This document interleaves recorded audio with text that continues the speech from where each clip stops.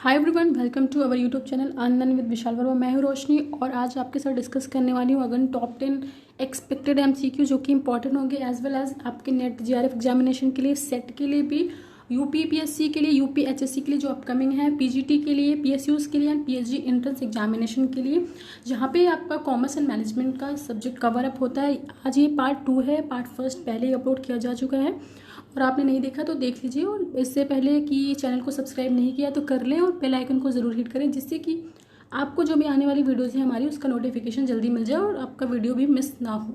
तो बढ़ते अपने क्वेश्चंस की ओर। हमारा पहला क्वेश्चन है स्टेटमेंट वाला है। स्टेटमेंट फर्स्ट एंड 2 दिए हुए हैं, आपको बताना है कि कौन सा रॉन्ग है, कौन सा करेक्ट है या इनकरेक्ट है, अब दोनों सही है या एक सही है, बताना। देखते हैं स्टेटमेंट क्या कह रहा है। The rule of binomial distribution was developed by the mathematician Jacob Bernoulli. इन्होंने बोला कि जो बायनॉमियल डिस्ट्रीब्यूशन था वो किसने डेवलप किया था, जैकब बर्नौली ने। स्टेटमेंट सेकंड क्या बोल रहे हैं, under this there could be only be 2 outcomes of the trial, one is success and another one is failure. तो हम देख लेते हैं इसका आंसर कि दोनों स्टेटमेंट कैसे हैं। इसका आंसर है ऑप्शन सी, यानी कि बोथ स्टेटमेंट आर करेक्ट। जी हाँ, बोथ स्टेटमेंट करेक्ट हैं। आपके इसका एक्सप्लेनेशन हम देख लेते हैं। यहाँ पे ये बता रहा है कि जो दोनों स्टेटमेंट है वो करेक्ट है, क्योंकि as the rule of binomial distribution was developed by the mathematician Jacob Bernoulli ने दिया था उसे। और अंडर जो बायनॉमियल डिस्ट्रीब्यूशन है उसके अकॉर्डिंग जो रिजल्ट हम करते हैं, यानी कि जो भी हम उसका फॉर्मूला यूज़ करते हैं, तो उसके 2 ही आउटकम आते हैं, one is success and another one is failure. या तो आपका सक्सेस आएगा या तो आपका फेलियर आएगा। देखते हैं अपना सेकंड क्वेश्चन। हमारा नेक्स्ट क्वेश्चन है कि विच among the following option states the correct process of designing a sample. Sample को डिज़ाइन करने का करेक्ट प्रोसेस क्या है। जैसे कि हम बता रहे हैं कि बात कर लें कि सैम्पल क्या होता है।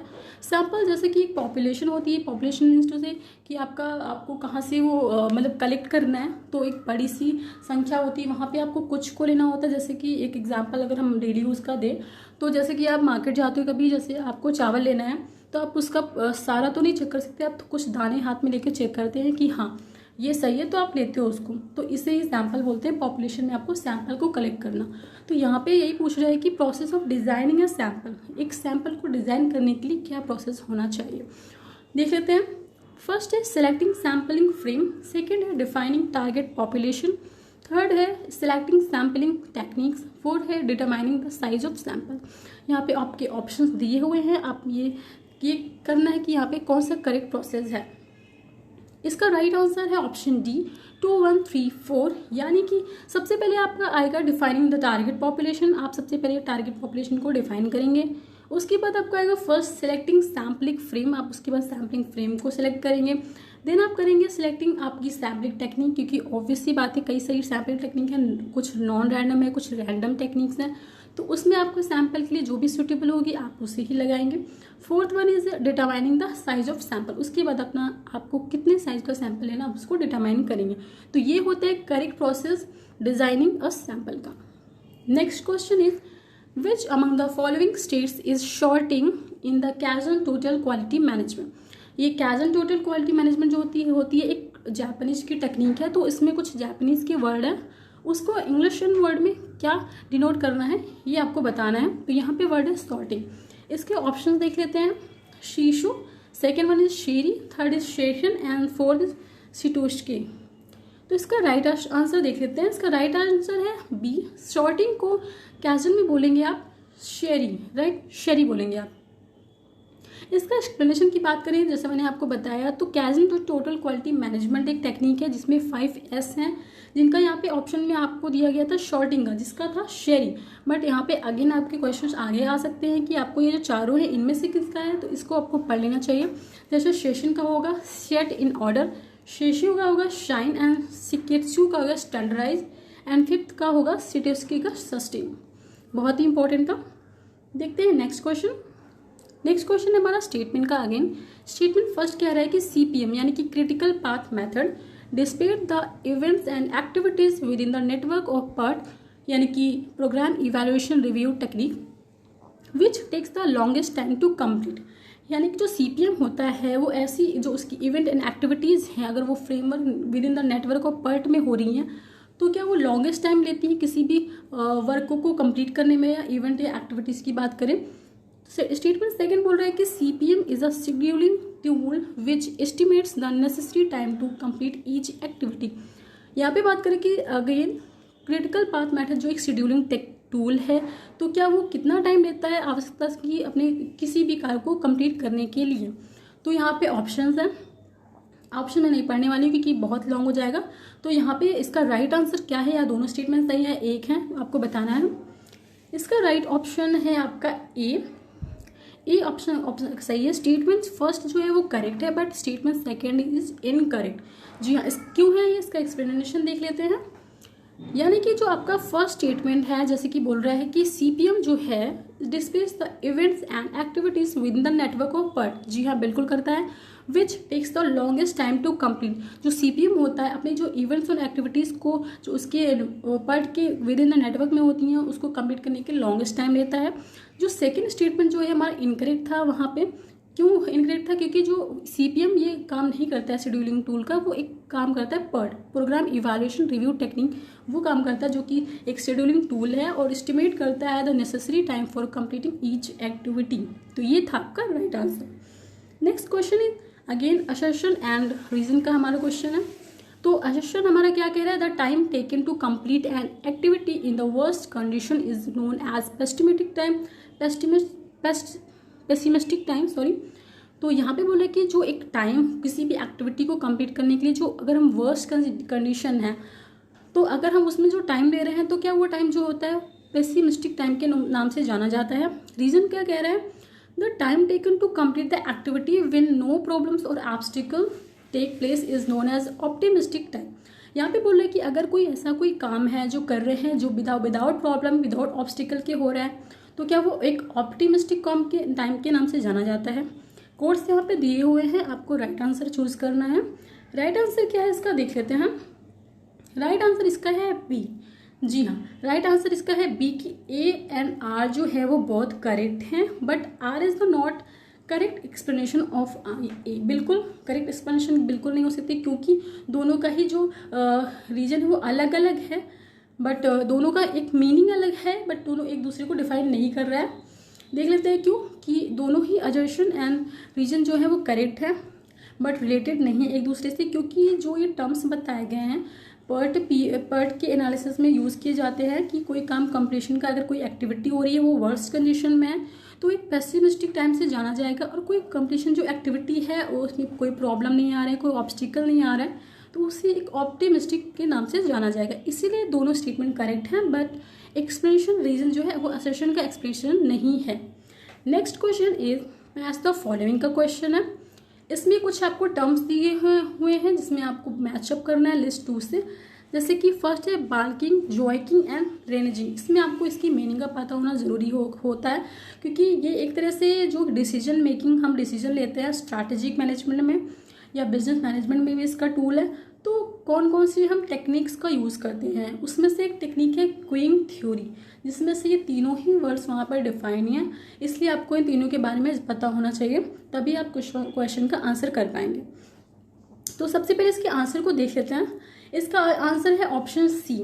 जी हाँ, तो अगर हम बार्किंग की बात करें तो बार्किंग हमारा क्या होता है, not joining the Q and deciding the come later.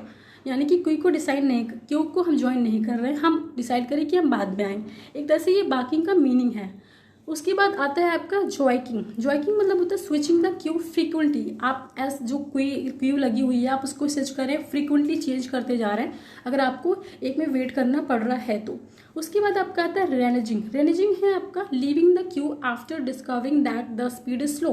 आप किसी भी क्यू को छोड़ रहे हैं क्योंकि आप ये डिस्कवर कर रहे हैं, ये फाइंड आउट कर रहे हैं कि वो जो स्पीड है उसकी बहुत ही ज़्यादा स्लो है। तो यहाँ पे आपका राइट ऑप्शन होता है सी। क्यों, ये मैंने आपको एक्सप्लेन वहाँ पे कर दिया, सेम एज एक्सप्लेन यहाँ पे भी है। इसके लिए आपको एक क्यूइंग थ्योरी पढ़नी पड़ेगी, जिसमें इसे आपको स्ट्रैटेजिक मैनेजमेंट में या बिजनेस मैनेजमेंट में मिल जाएगी, तभी आप इस क्वेश्चन का अच्छे से आंसर कर पाएंगे। वरना आप इसको लर्न भी कर सकते हैं। अगर ये क्वेश्चन आ गया तो इसको लर्निंग से बिल्कुल याद रख सकते हैं। देखते हैं next question. Statement and statement second again आ गया है आपका question. Counter trade takes place when trade between the goods and services take place without the exchange of money. यहाँ पे बात कर रहे हैं काउंटर ट्रेड जो ऐसा ट्रेड है कि जिसमें हम गुड्स एंड सर्विसेज को टेक प्लेस लेते हैं विदाउट एक्सचेंज ऑफ मनी, मतलब कि मनी का एक्सचेंज नहीं होता है, उसमें से कुछ वस्तुओं और सेवाओं का ही एक्सचेंज होता है। स्टेटमेंट सेकंड क्या बोल रहा है, the type of counter trade include barter, counter purchase and offset, switch trading and buyback. यहाँ पे बात करें कि जो काउंटर ट्रेड होता है उसमें क्या इंक्लूड किया जाता है, बार्टर यानी वस्तु जो विनिमय होता था, काउंटर परचेज यानी कि विपरीत खरीद रहे हैं तो एक दूसरे हम उनसे खरीद रहे हैं तो वो हमसे खरीद रहे हैं, ये परचेज। उसके बाद या स्विच ट्रेडिंग एंड बायबैक को। तो इसमें से आपको ऑप्शन सेलेक्ट करना है कि दोनों स्टेटमेंट गलत है या सही है, या एक गलत है या एक सही है। इसका राइट आंसर देख लेते हैं। Both statement are correct. यहाँ पे बोथ जो स्टेटमेंट है आर करेक्ट है। देख लेते हैं क्यों इसका एक्सप्लेनेशन। जैसे कि मैं अगर बात करूँ कि जो काउंटर ट्रेड होता है एक तरह से इंटरनेशनल ट्रेड का एक अनदर मीनिंग है। बात करें जिसमें से आपको ऐसा ट्रेड होता है जिसमें से हम यानी कि हम एक परचेज ऑफ मनी के बिटवीन में कोई ट्रांजेक्शन नहीं करते, वहाँ पे हम गुड्स एंड सर्विसेज का ट्रांजेक्शन करते हैं। जैसे कि हम अगर कोई गुड्स एक कंट्री से ले रहे हैं तो हम उसके बदले उसको मनी नहीं देंगे, उसको एक दूसरी ही गुड्स प्रोवाइड कर देंगे। तो ये होता है काउंटर ट्रेड जो कि इंटरनेशनल बिजनेस में होता है। एक्सप्लेनेशन इसका देख लेते हैं क्योंकि जो काउंटर ट्रेड है प्लेस लेता है when trade between the goods and services take places without the exchange of money, जैसे मैंने आपको बताया। and the types of counter trade होते हैं barter, counter purchase and offset, switch trading and buyback के फॉर्म में होता है आपका counter trade. Next question, which of the following are not the assumptions of the theory of factor endowment। यहाँ पे बात कर रहे हैं कि फैक्टर एंडोमेंट थ्योरी के कौन से अजम्पशन नहीं है आपको बताना है। तो सबसे पहले जो थ्योरीज आती हैं इंटरनेशनल ट्रेड की, तो इसमें आपको अजम्पशन ही पूछता है, या तो आपको पूछ लेगा कि कौन सी थ्योरी किस ऑथर ने दी थी, मैच ऑफ द फॉलोइंग्स में। तो यहाँ पे सबसे पहले आपको अजम्पशंस जरूर ही आने चाहिए। देख लेते हैं इसके ऑप्शन। और जो फैक्टर एंडोमेंट थ्योरी थी वो किसने दी थी, हेक्सचर एंड ओहली ने दी थी, जिसे हम मॉडर्न थ्योरी के नाम से भी जानते हैं। देख लेते हैं इसके option. There is only one factor, B constant returns to scale, C है आपका both A and B, D आपका quantity of land and labour is constant. इसमें बताना है आपको कौन सा अजम्पशन नहीं है फैक्टर एंडोमेंट का। देख लेते हैं इसका answer option A. Option A there is only one factor, ये इसका अजम्पशन नहीं है। तो देख लेते हैं इसकी अजम्पशन है क्या क्या। तो इसके जो अजम्पशन है फैक्टर एंडोमेंट थ्योरी के हम देख लेते हैं। फर्स्ट है there exist two factors of production, capital and labour. यहाँ पे जो कि ऑप्शन में दिया हुआ था कि इसमें सिर्फ एक ही फैक्टर होता है, तो ये गलत था। यहाँ पे दो फैक्टर होते हैं जो कि कैपिटल और लेबर के फॉर्म में होते हैं। सेकेंड आपका जो क्वांटिटी और लैंड और लेबर की होती है वो कांस्टेंट होती है, but varies from one country to another. मतलब वो जो लेबर और लैंड की जो कांस्टेंट होती है क्वांटिटी वो कांस्टेंट रहती है, बट वो एक दूसरे कंट्री में जाते हुए वेरी कर सकती है।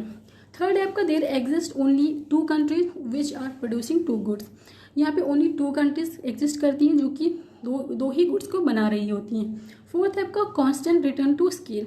यहाँ पे जो रिटर्न ऑफ स्केल का जो फॉर्मूला लगता है वो कांस्टेंट होता है। Fifth one is a given amount of rent, salary and wages is paid. एक गिवन अमाउंट जो होती है पहले से प्री डिटरमाइन होती है, उसी फॉर्म में आपको रेंट और सैलरी वेजेस का पेड किया जाता है।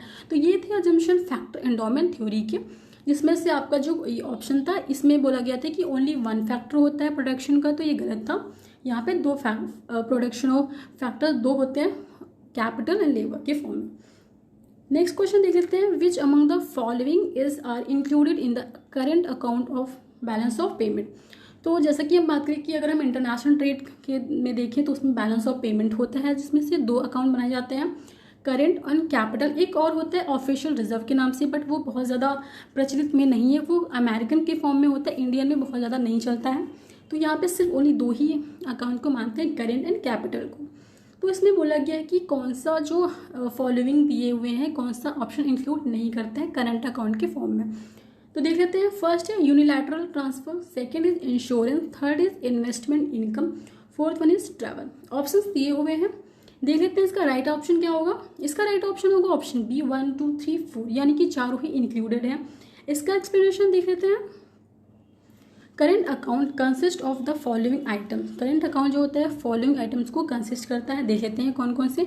First is merchandise, import and export, second travel, third transportation, fourth is insurance, fifth investment income, six is unilateral transfer payment. यानी कि ये सभी जो फोर्थ आपके ऑप्शन थे सभी इंक्लूडेड होते हैं आपकी करंट अकाउंट में होते हैं सारे।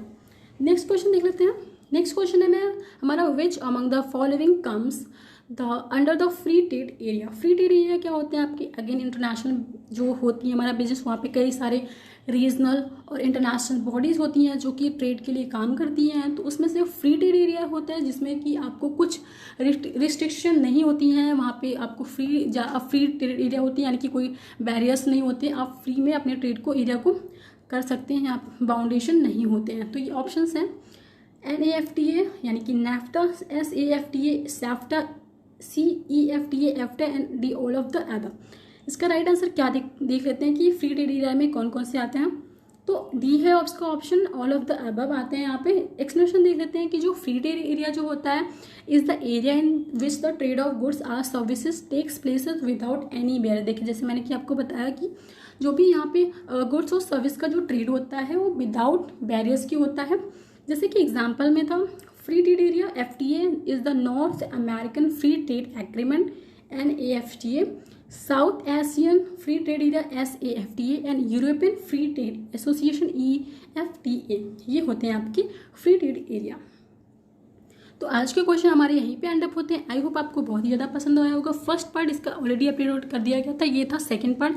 इसी तरह आपको कई सारे पार्ट्स में जो क्वेश्चंस हैं फॉर्म में मिलते रहेंगे। मोस्ट एक्सपेक्टेड MCQs जो है इसकी जो PDF है हमारे टेलीग्राम चैनल पे आपको मिल जाएगी। आप इससे जुड़ने के लिए जो फ्लैश किया गया है ऊपर नंबर भी दिख रहा है आपको, और अनलर्न विद विशाल वर्मा के नाम से ही हमारा टेलीग्राम चैनल है, तो आप जाके सर्च करें, उसमें से जुड़ जाए, इसकी PDF आपको वहीं पे मिल जाएगी। और वीडियो अगर पसंद आया हो तो लाइक शेयर करें, जरूर करें, और अपने कमेंट भी करें। और हम मिलते हैं अपने नेक्स्ट सेशन में, तब तक के लिए thank you very much, have a nice day.